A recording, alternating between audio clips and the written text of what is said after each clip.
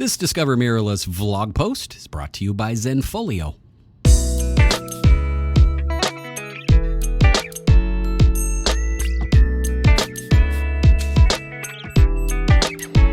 Hey y'all! Can you tell I was in Texas this weekend? Hey y'all! Hey, we were able to do a really cool test today that we really wanted to do. This is Wayne Ross, a longtime friend, first-class shooter.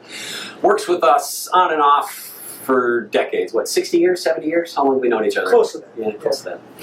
Well, Wayne is a pretty solid shooter, and he shoots events and stuff much more than I do. So what we wanted to do was, wanted to really get a feel for shooting an event that had motion, be it a sports or a little kid, or if you're shooting baby portraits or dog portraits, between the Lumix GH3 with the 35 to 100 f2.8 and the Big Daddy D800 with a 70 to 200 super lens. That's the newest version of the VR. No, it's the first version. It's the first version. Okay.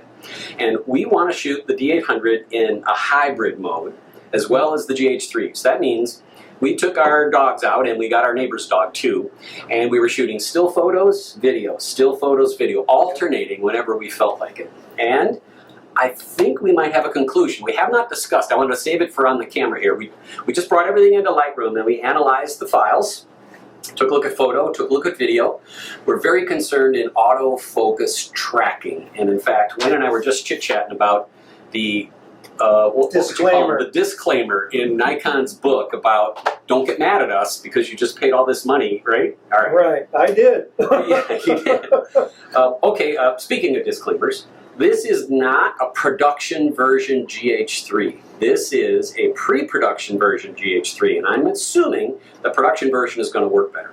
This is a production version of the 35 to 100, but I did not do the firmware upgrade on it. So that's at firmware 00, not 10. This lens is 00.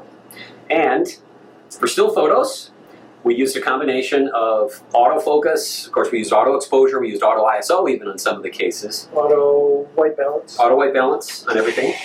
And let's talk about the Lumix camera first. So we've got 3 dogs running around all over the place. Still pictures as well as them moving. I found out with the Lumix that I was able to cover everything I needed to. I felt still photo-wise, I was extremely confident with the autofocus. How about you? Yes, same. Actually, I think both cameras in still mode are terrific on autofocus. Every time you snap the shutter, you got your little square is in the right place. It's right there. I am really comfortable with the autofocus on a Nikon system. And I have no problem putting the autofocus dot into center single mode and moving around with my thumb and placing it where it needs to go. Even when I got dogs moving around, I used that a little bit, and I found out that I was okay with all that. So yeah, I tend to keep it off center because most of my composition, the subject is not going to be dead center. Yeah. And so it's either left side or right side, and works great. You and I shoot alike. Yeah. Well, here's what I'm going to say. If I had to vote on which one for photo I would rather use, if I was shooting a really important job and I wanted more accurate autofocus, I'm going to go with the Nikon because I can give it all the input that I want to as far as how I want to focus. If I want to use the autofocus tracking, I can, but if I do want to dial it around, I noticed, for me at least, I was able to focus faster and take more pictures with the Nikon. Not that there's anything wrong with the Lumix. It did a really great job. But I can shoot more pictures faster with this. But that's because we were only out there for 20 minutes. And I've photographed with the GH2 for almost a year, both video and stills, and I got very accustomed to that. I was photographing gymnastics events with my granddaughter in video and converting back and forth one button to the other for video or for individual still photos, and it's very comfortable. Was focus an issue? No. No, it's not. I think if I had to hang on to this all day, I would learn how to coax this into, maybe I would take this off of its more automated focus modes and put it maybe in a little more manual mode to take control of that. But see, I don't know. Is that maybe just 12 years of shooting this particular camera lens combo? Is it automatic to me, and I'm having body memory, muscle resistance to this? Well, that's definitely that for me. Even though I've used the GH2, I still feel more comfortable with the Nikon, except for the weight and bulk. Yeah. All right. Well, photo-wise, if you had to choose, if you're going to shoot the pups for a job, which one would you go for? Just still photos. Just still, the Nikon. Okay. So we agree. Yeah. Now we get into video. Completely different ballgame. Yeah. All right. I think you and I have the same thought, and here's where we're at. We are really appreciative that Nikon and Canon have added such beautiful video to these still cameras. However, the archaic design of the DSLR, which that is going to get me in a lot of trouble on YouTube, it gets in the way when it's shooting video. Now, video has been adapted to these cameras. Remember, these cameras started out as film cameras, and then now they're digital cameras, and now they're digital photo and video cameras. Look, the design just isn't holding up. When it comes to being able to shoot beautiful HD video, the mirrorless camera, particularly this one because of its super high performance, completely blew it away in a couple of areas. The first area is autofocus on video. I don't know about you, bro, but totally, because we swap cameras back and forth here, totally hands down the GH3 with the 35 to 100 zoom. Right. The tracking focus on the Nikon was jittery. It was in and out as the distances moved rapidly. Yep. And when the pups took off, it lost it. Now, with that said, this is not a perfect autofocus tracking system. So if we've got an overcast day, we've got relatively green grass here still in a warm day, December in Chicago, I'm going to set autofocus tracking on the back of this camera by tapping on what I want it to lock onto. Then it will lock on as best it can. And in fact, this camera did a great job left and right. When I moved the camera, it would put the autofocus where it's supposed to be. When the subject moved, it moved perfectly left and right. I don't think I missed one shot left and right. No, the Nikon works the same way in live view. I tend to prefer the viewfinder, that's the word I'm looking for. For video, and the Lumix does that where the Nikon doesn't. Let's talk. And you have trouble in daylight, seeing this unless you get those viewer enhancement products that attach to the That's back. right, a hood man. Hood, yeah. I agree with you. But there's another issue there too, is if I'm going to shoot the camera off the LCD on the back, I need my glasses. So, in case you're not familiar with the difference between a mirrorless and a DSLR when it comes to this particular topic, when I'm shooting in video, let me put it in the movie mode just so that all of the features are focused on video.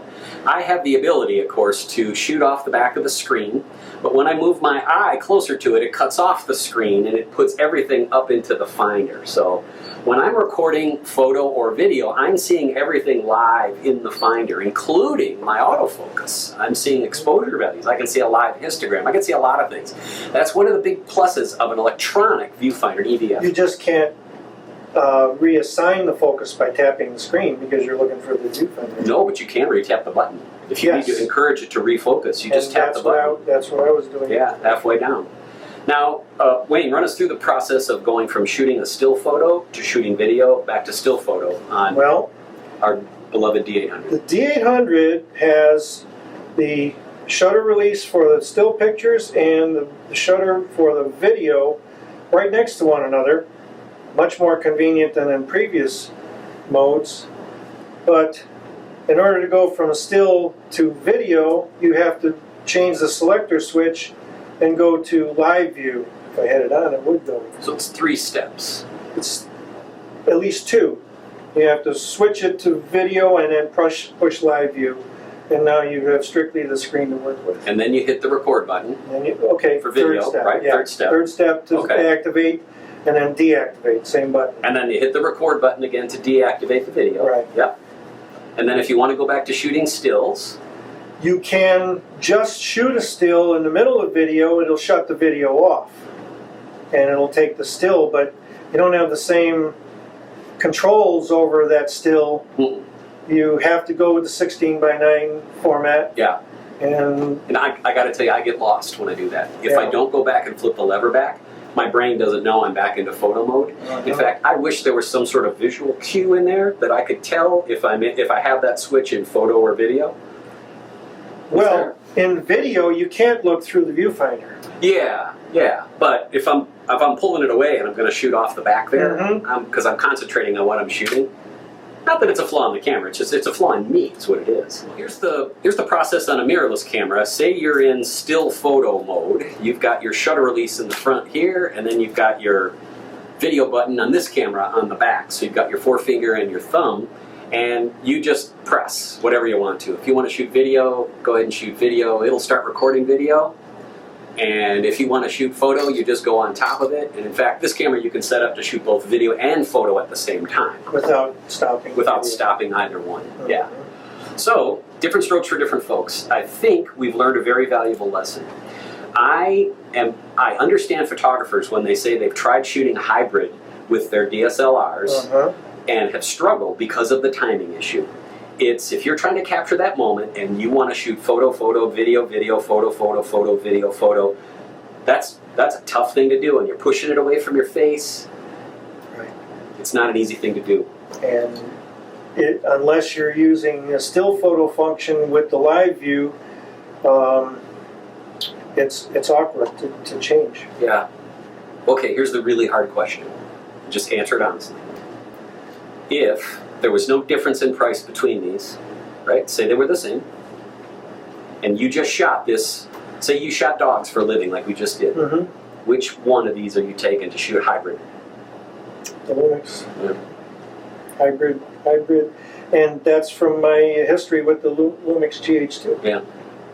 Knowing its weakness too. The GH2 is not the world's greatest autofocus when it comes to video, but you notice the improvement between the GH2 and the GH3? Yes. Yeah. Big, isn't it? Even in, I think that'd be a major improvement in the studio too. Okay. Well, we've got a conclusion, and it means nothing. This is our opinion, right? Yeah. It's got nothing to do with fact. Nothing. Both of these cameras will take amazing still photo quality pictures and spectacular HD video. And the quality, if you sit down and shoot them in the studio, is spectacular. But when you've got to go cover an event and you're trying to create a product like a pro photographer would or a serious non-pro, it's pretty clear to me that this is the last DSLR we're buying in our family. Same here. Yeah. So, as much as we appreciate Nikon, thank you for all the years of being an NPS member, but we quit. So, I'm handing in my Nikon resignation. I'm going to mail back my NPS card because for shooting hybrid imaging, this 35-100 Pro f2.8 zoom, which is what, $1,600, and the camera, which is $1,200, is over 3,000 and about 1,800. We like this one better. So, sorry, Nikon. Well, it sucks to say that, doesn't it? After all those years. For hybrid imaging, yeah, unless Nikon can come up with something that equals the functionality, the ease of use. And have you played with the Nikon mirrorless camera? No. Okay. Yeah, don't. It'll ruin your opinion of Nikon. It's that bad.